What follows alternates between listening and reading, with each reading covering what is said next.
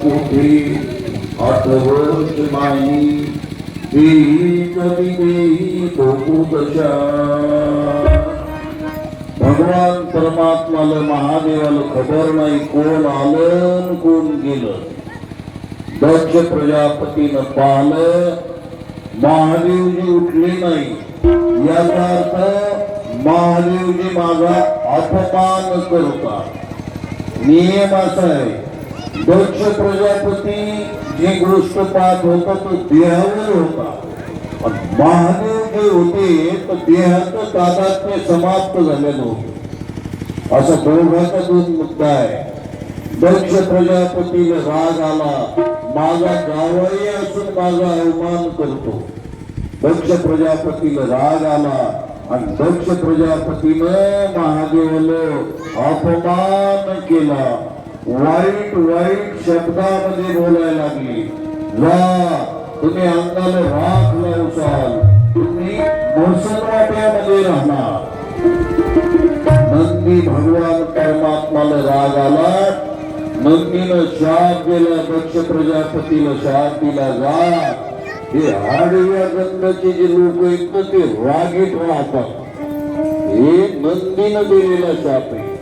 आणि या उभ्या गंधावाल्याने शाप केला. कोण महादेवाच्या भक्ताने शाप केला. उभ्या गंधावाल्याने शाप केला जा तुम्ही किती पैसे दिले तर समाधान होणार नाही.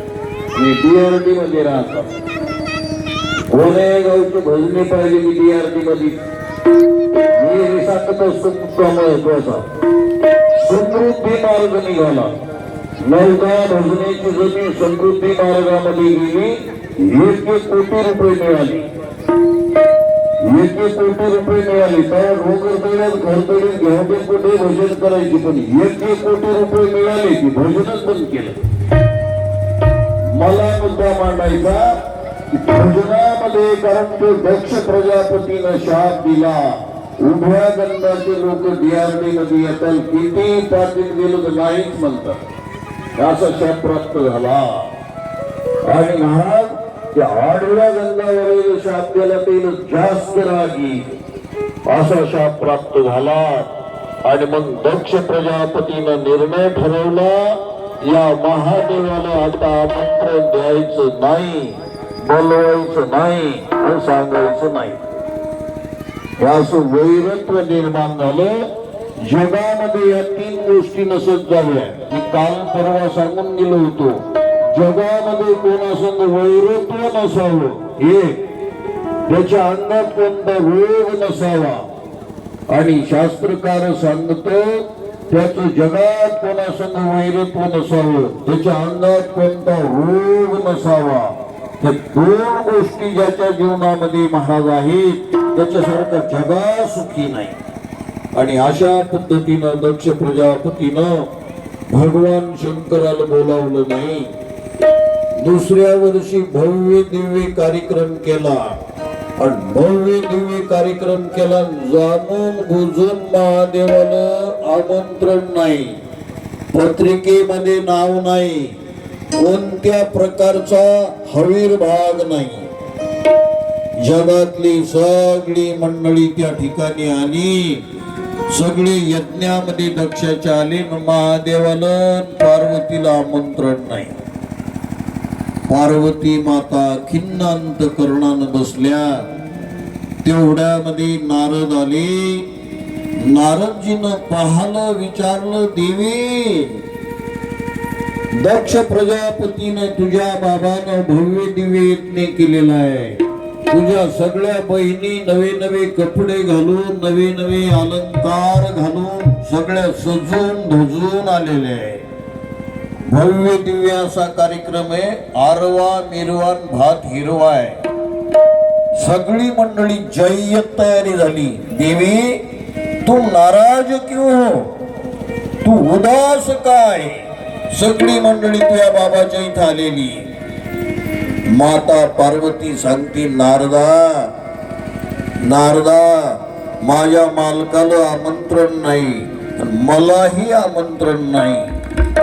नारदजी म्हणतात देवी अग मुलीला बापाच्या इथं आमंत्रणाची गरज नाही. नारदानं सांगितलेला मुद्दा ऐका.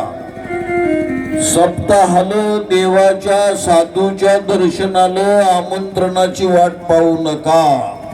तुका म्हणे जवळी न पाचारिता जावे, जन्म मरण भावे निघावया. साधू संताच्या घरी जायला आमंत्रणाची गरज नाही. मुलीला बापाच्या इथं जाण्याकरता आमंत्रणाची गरज नाही. जरा मुद्दा ऐका. 2-3 गोष्टी. काही जाग्यावर आमंत्रण असलं तर जावं. जटाळे मामा मुळाचं लग्न आहे, मुळाचं आणि जवळचं आहे आणि पत्रिकात नाही आणि सगळे लोक आले. मुळाच्या लग्नाला आमंत्रण असलं तर जावं, नाही तर जाता कामा नाही. आमंत्रण असलं तरच गेलं पाहिजे. लग्न कार्यामध्ये वास्तुशांतीला आमंत्रण असलं तर जावं. एक काही जागी आमंत्रण नसलं तरी बी जावं. मुलींना बापाच्या इथं आमंत्रण नसलं तरी जावं. सप्ताहालं देवा धर्माला आमंत्रणाची गरज नाही. वाट पाहायची काही गरज नाही. तिथं वाट पाहायची गरज नाही. 2 मिनिटात मुद्दा सांगतो. एका गावात सगळं गटाराचं पाणी बाहेर काढलं होतं. रमेशराव सगळं गटाराचं पाणी बाहेर काढलं होतं आणि एक आंधळा माणूस रस्त्यानं जाता जाता त्या गटारात पडला. पडल्याबरोबर गावातले सगळे लोक धावा पळा त्याला काढा, बाहेर काढा. तेवढं त्याला बाहेर काढलं आणि सगळेजण म्हणतात गड्या इथं कोणीच नव्हतं करे, आंधळा माणूस गटारामध्ये पडला. पण तिथं पांढरे शुभ्र कपडे घातलेला MA शिकलेला मुलगा होता. मला नाही काहून म्हणाले, मी तिथं हजर होतो. ते म्हणले तू जर हजर होता तर मग त्या आंधळ्या माणसाला तो दाखवायचा असताना रस्ता. ते बिचारा आंधळ पडलं ना मधी. तो काय म्हणला ध्यानात आलं का? तो मला त्या आंधळ्यानं मला विचारायचं असतं. अरे आंधळ्याला जर तू दिसला असता तर मग खड्डा दिसत नव्हता का? हे जरा ध्यानात घ्या. आंधळ्या माणसाला न विचारलं तरी सांगलं पाहिजे. बळे वारावे ते अधर्म करता, आंधळे चालता आडमार्गी. आंधळ्या माणसाला विचारायची गरज नाही, आपण होऊन सांगलं पाहिजे. त्या न्यायाप्रमाणे देवा धर्माला आणि मुलीनं बापाच्या इथं बिना आमंत्रणाचं गेलं पाहिजे. हे जरा मुद्दे ध्यानात घ्या. आणि एक असा कार्यक्रम आहे रमेशराव, तिथं आमंत्रण दिलं तरी मी जाऊ नये. आमंत्रण आहे घरादाराला, बायका पोराला जाण्या येण्याची व्यवस्था आहे. आमंत्रण आहे चुल बंद जग बंद आमंत्रण आहे. तिथं जाऊ नये. कोणतं येते तुरुत फिरायला कार्यक्रम आहे एका माणसाचा. गाड्या घोड्या जाण्या येण्याची, जेवण्याची, राहण्याची व्यवस्था आहे. चुल बंद आमंत्रण आहे. जाओ. आमंत्रण दिलं तर कसं टाळावं? असं जर असेल तर महाराज म्हणतात अशा जागी जाऊ नका. अशा पद्धतीमध्ये पार्वती मातेनं निर्णय घेतला, मला माझ्या बाबाच्या इथं आमंत्रण नाही तरी मी जाणार. सती माता वाटलं माझ्या बाबाचं वय झालं पण मी शहाणे हो. जरी बोलले असताल तरी माझे बाबा आहे. जरी चूक झाली असेल तरी ते माझे बाबा आहे. ती यांची मुलगी, त्यांचं वय झालेलं आहे. या आता जास्त दिवसाची सुट्टी नाही. जावं रात्रभर बहिणीला आईला भेटावं आणि महाराज परत यावं असा विचार करून आल्या. पण बाबा बोलत नाही. शेवटी महाराज वाटलं जाऊ द्या बाबाची चूक नाही, मी मुलगी. माझं हृदय विशाल केलं आणि आईच्या दर्शना करता जातात. आईकडं पाहिल्या बरोबर तिला वाटत होतं माझी आई, ती मला बोलल, ती माझ्याशी प्रेम करल, ती माझ्याशी काहीतरी गप्पा गोष्टी बोलल, माझं दुःख ती ऐकून घे. पण महाराज आईनं पाहिलं सुद्धा नाही. आईनं न पाहल्याच्या नंतर अंतःकरणाचं धैर्य समाप्त झालं आणि मग त्या मंडपातल्या बहिणी प्रत्येक जणी चर्चा चालू होती. अग ही अंगावर पांढरे भगवे कपडे घालून भिकाऱ्यासारखी आली, हिला आमंत्रण नाही, हिला आमंत्रण नाही. ती बिचारी एका बहिणीच्या जवळ गेली. त्या सगळ्या अलंकारानं दागिन्यानं भूषणानं युक्त होता आणि ही तिच्या जवळ गेल्याच्या बाद त्याच्यातली एक बहीण हृदयाला लागणारी गोष्ट बोलली.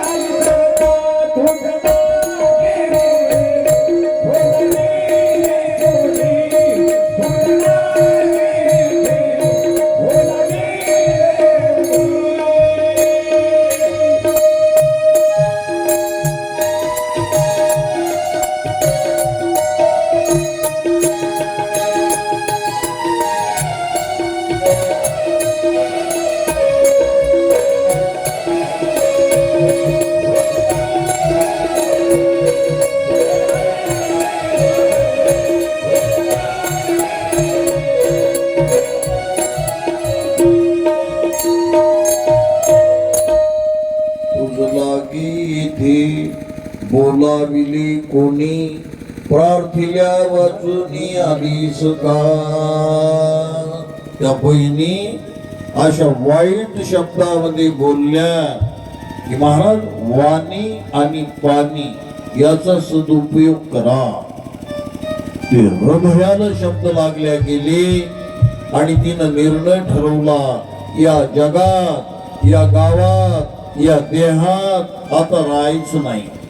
आणि मग महाराज शेवटचा निर्णय ठरवला, मी जर परत गेले तर मी माझ्या मालकाचा अवमान करून आले आणि मी जर इथं राहिली तर मला कोणी आदर करत नाही.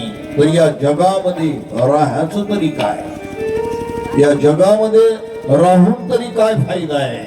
आणि त्याच्यापेक्षा महाराज तिनं निर्णय ठरवला, या जगात, या गावात, या देहात राहायचं नाही. आणि शेवटी महाराज यज्ञ नारायणाला प्रणाम केला आणि भगवान शंकराचं ध्यान केलं. अंतःकरणातून जठराग्नी प्रज्वलित केला आणि महाराज त्या यज्ञामध्ये धाड दिशी महाराज उडी मारली. गोपाल कृष्ण.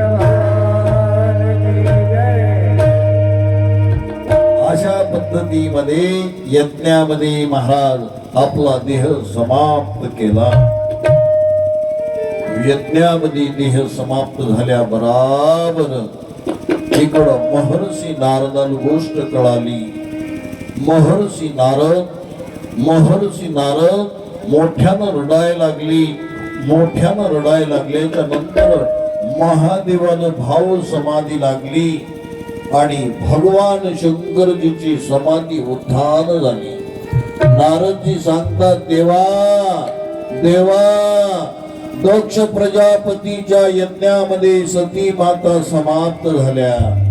ही दुःखद बातमी भगवान शंकराच्या कानावर गेल्याबरोबर महादेवजीला महाराज आपल्या डाव्या बाहूपासून एक महाराज केस उपटला आणि ती जटा जमिनीवर टाकल्या बरोबर लख प्रकाश पडला आणि त्याच्यातून धिप्पाड देहाचा एक माणूस प्रगट झाला आणि आकाशामधून विजेचा गडगडाट झाला, लख प्रकाश पडला.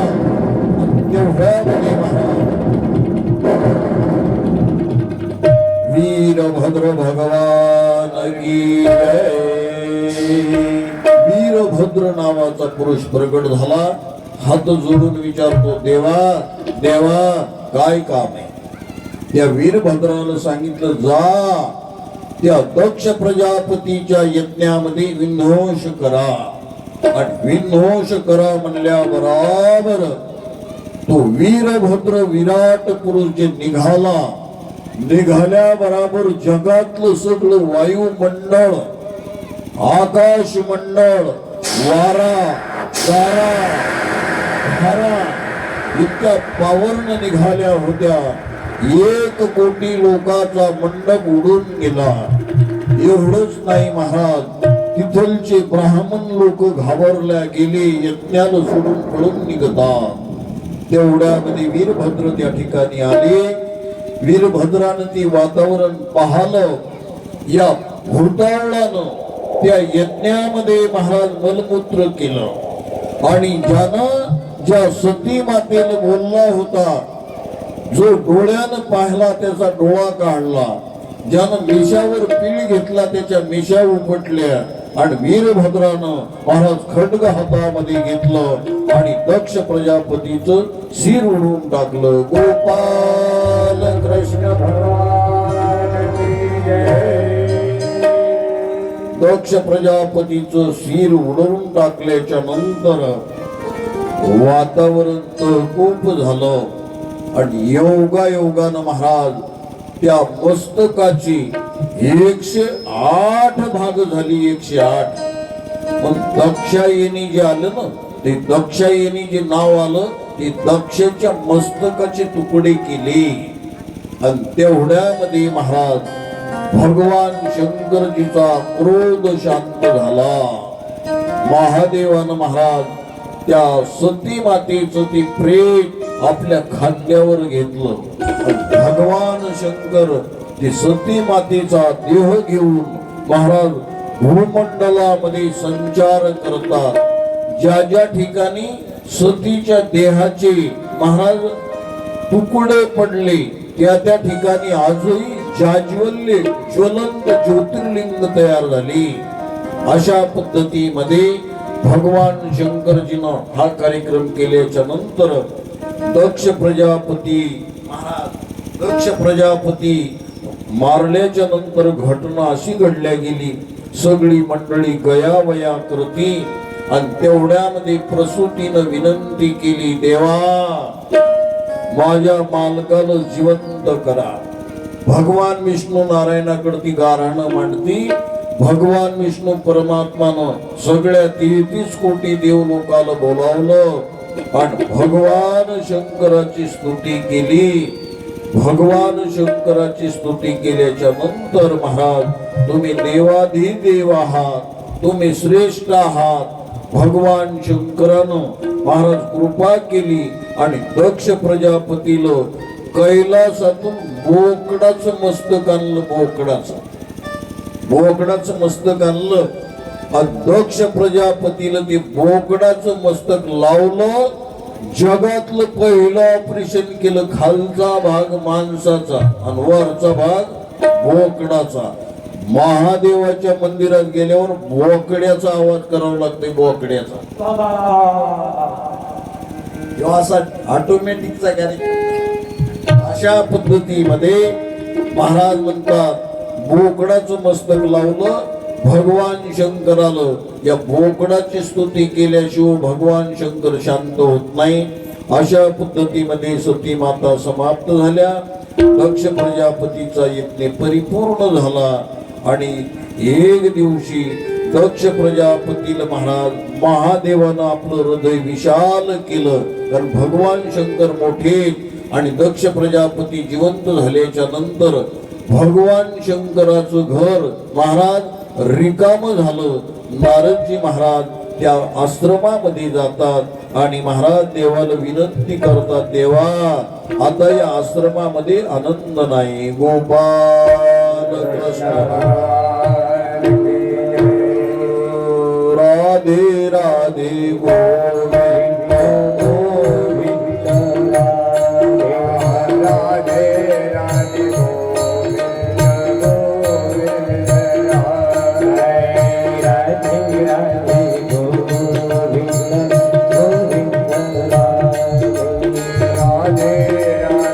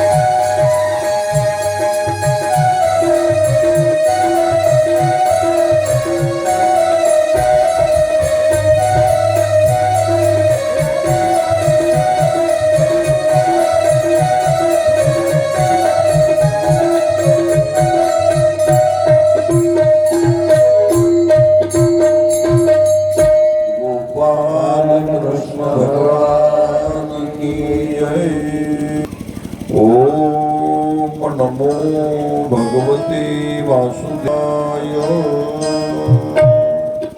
हरे नमः हरे नमः मैत्रेयवाच अथ देवगणा सर्वे रुद्रानिकं पराजिता शूलपट्टीशिला स्त्रिय गदापरी रघुक्रम अखिल गुणनिधान करुणावरुणालय ब्रह्मांड नायक भगवान परमात्माच्या चरणाला वंदन करून मैत्रेय मुनी विचारतात, इदुरा भगवान शंकरजीच्या दरबारामध्ये ही अशी घटना घडल्याच्या नंतर सती माता समाप्त झाल्या. भगवान शंकरजी कैलास पर्वतावर एकटे महाराज राहतात. महर्षी नारदजी भ्रमण करत करत जातात. नारदानं विचारलं, देवा सगळं काही नंदनवन आहे, कैलास भुवनामध्ये सगळा आनंद आहे. पण मी दरवर्षी दर दिवशी आल्याच्या बाद सती माता महाराज सेवा करायची, पण आता आश्रमात आनंद नाही. नारदजी ध्यान करून द्यावे. महादेव म्हणायचे, अरे येड्या, सती माता त्या दक्षाच्या यज्ञामध्ये गेल्या आणि नष्ट झाल्या. नारदाला याच्यातली गोपनीयता माहित होती. सती मातेनं हिमालयाच्या पोटी अवतार धारण केला होता. पर्वतातून निघाली म्हणून पार्वती. ही शिवपुराणामधला मुद्दा आहे. पर्वतातून निघाली म्हणून पार्वती.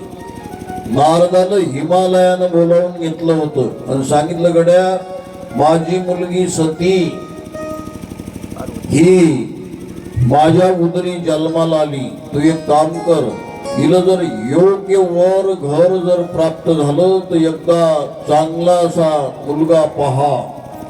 नारदजी महादेवाकडे जातात. भगवान शंकराची स्तुती करतात. विचारतात, देवा, आश्रमामध्ये सगळं काही आहे. श्रम शब्दाचा अर्थ, आश्रम शब्दाचा अर्थ ज्याच्यात श्रमाचा परिहार होतो त्याला आश्रम म्हणतात. सगळं काही देवा, हो नो, या तुमच्या आश्रमामध्ये आनंद नाही.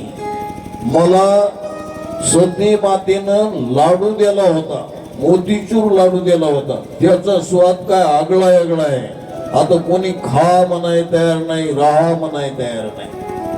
असं बरोच महादेवाला सांगितलं आणि सांगितलं, देवा, एका गोष्टीची कमतरता आहे. सगळं काही, पण या आश्रमामध्ये माताजी नाही, पण याची न्यूनता वाटते. महादेवाने विचार केला केला मला, नारदा, तू ही गोष्ट खरी असेल, पण आता म्हातारपणी लग्न करणं बरं नाही. नारदाने एक मुद्दा मांडला. त्यांनी सांगितलं, देवा, भगवान गणेशाला आणि कार्तिक स्वामीचं अवतरण होणार आहे देवलोकामध्ये. त्याच्याकरता तुम्हाला एकदा का होईना गड्या लग्न करावं लागतं. वैनरावजी, महादेव काय म्हणले, अरे पण म्हातारपणा देईल कोण आता? तिसरा पारचा टाइम झाला ना, आता कुठं राहिले? तेवढं नारदानं सांगितलं, काय हरकत नाही, नवरी तयार आहे आणि देणारा तयार आहे, फक्त घेणाराची तयारी पहा. महादेवानं सांगितलं, अरे आता ही गोष्ट बरी नाही. मग सांगितलं, कार्तिक स्वामी अवताराला येणारे, भगवान गणेशजीचं अवतरण होणारे, तुम्ही माताजीचा स्वीकार करा. महादेवजी नारदाच्या म्हणण्याप्रमाणे तयार होतात. पण महादेवाचं स्वरूप माहित आहे तुम्हाला. अंगाला राख लावलेली, हातामध्ये महाराज ही भूती अंगाला लावलेली, जटा वाढलेल्या, लोंगोट लावलेला. नारदजीनं सांगायला सुरुवात केली, देवा, नवरदेव व्हायचं म्हणल्याच्या बाजारात मेकअप करा. महादेव म्हणलेकडे, हे पाय, शरीराचं तादात्म्य मला नाही, जसं असेल तसं पहा. जेव्हा असा कार्यक्रम झाला, हिमालयाच्या पोटी जन्म घेतला होता सतीनं, तिनं अनुष्ठान केलं होतं. सप्त ऋषी भेटी करता आली. तिनं त्या सप्त ऋषीला विचारलं, ऋषी महाराज, मला भगवान शंकर मालक प्राप्त झाला पाहिजे, मी काय करावं? तिनं अनुष्ठान केलं आणि ते अनुष्ठान केल्याच्या नंतर महाराज त्या सप्त ऋषींना आशीर्वाद दिला. नारदजी आली. नारदानं विचारलं, देवी, तू हे क्या कर रही? तिनं सांगितलं, मी अनुष्ठान करायली. नारदानं दिलेला मुद्दा आहे का? नारद म्हणले, अगं येडे पोरी, ऋषी लोक 1000 वर्ष तप करायले, देव स्वप्नात येत नाही. तू तर कुमारी वय आहे, तू घरी जा, नाश्ता पाणी कर, देव काही दर्शन देत नाही. 1000 वर्ष लोक याच्या देव स्वप्नात येत नाही, तुला कसा भेटल? तिनं दिलेलं उत्तर आहे का? कोटी जन्म लगी रगर हमारी, वरऊ शंभु न तरहु कुमारी. पोटी जन्म लागले तरी चालल नारदा, मी कुमारी व्रत धारण करल, पण महादेवच मालक केलं. नारदजी पुढे जातात आणि पुन्हा वापस येतात. म्हणे देवी, मी तो मन पाहिलं, तो मन पाहिलं. आणि सांगण्याचा मुद्दा महाराज, नारदजी तिथं जातात आणि भगवान शंकरजी तयार झाले. मग अक्षय तृतीयाचा मुहूर्त निघाला आणि योगायोगानं महाराज भव्य दिव्य असं वऱ्हाड आलं. आणि भव्य दिव्य वऱ्हाड आलं. हिमालयाच्या पत्नीनं जय्यत तयारी केली आणि महाराज त्या दोघी मायली की सोन्याच्या ताटामध्ये निरंजनी प्रज्वलित केली बाहेर येतात. मोठ्यानं महाराज वाद्य वाजायला लागलेले, मंगल वाद्य वाजायला लागलेले. आणि तेवढ्यामध्ये महाराज ब्रह्मदेवाचं वऱ्हाड आलं, 4 मुखाचं वऱ्हाड आलं. ती निरंजनी प्रज्वलित केल्याच्या बाद हिमालयाच्या पत्नीनं विचारलं, नारदा याच्यातलं नवरदेव कोणता आहे सांग. नारदजी म्हणले, जरा थांबा, जरासं 10 मिनिटं बाकी, आताच गडबड करू नका. तेवढ्यामध्ये महाराज ब्रह्मदेवाचं वऱ्हाड 4 मुखाचं 4 भुजाचं निघालं. त्याच्यानंतर महाराज 4 तोंडाचे लोक निघाली, सगळं वऱ्हाड गेलं.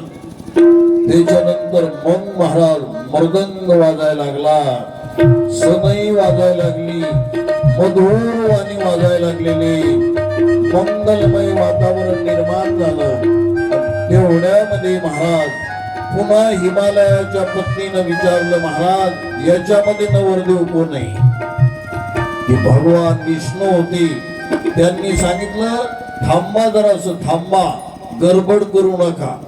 योगायोगान महाराज विष्णूचं वऱ्हाड गेलं. आणि मग त्याच्यानंतर महाराज महादेवाचं वऱ्हाड निघालं.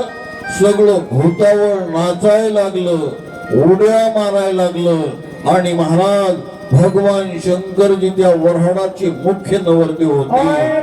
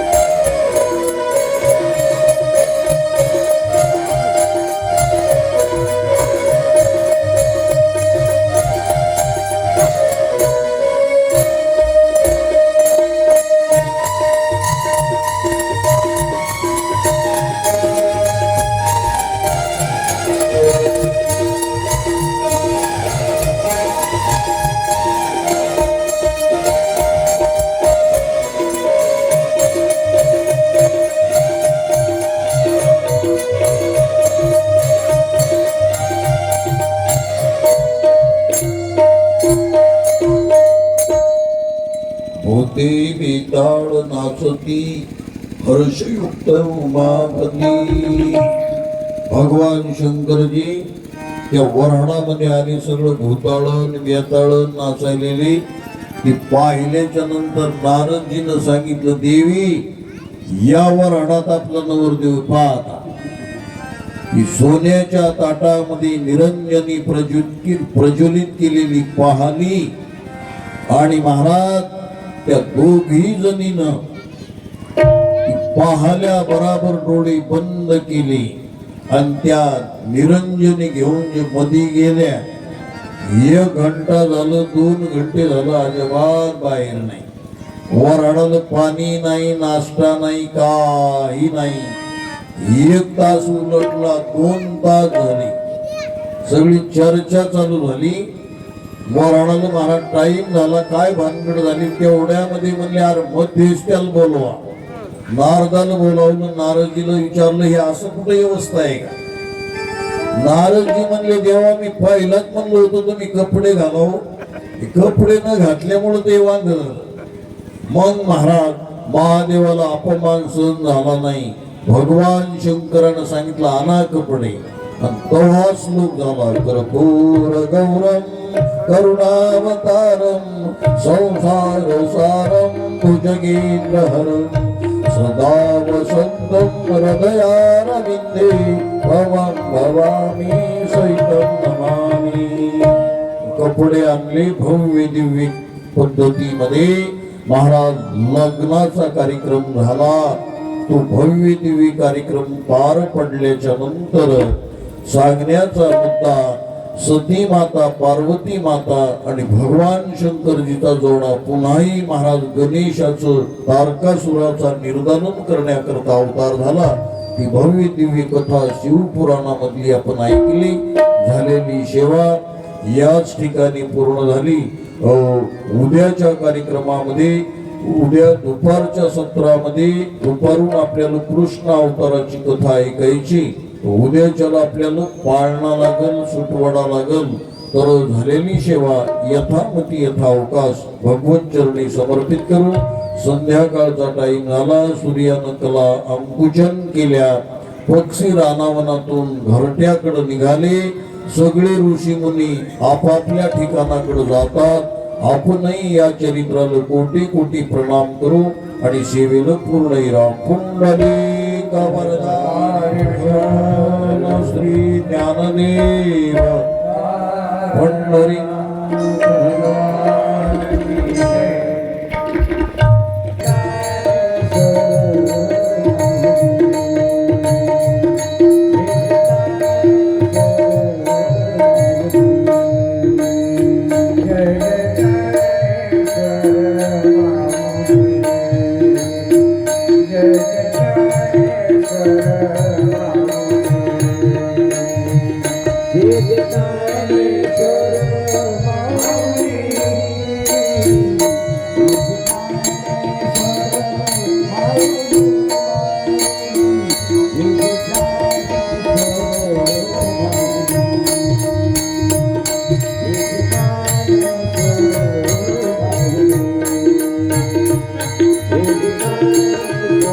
Yeah.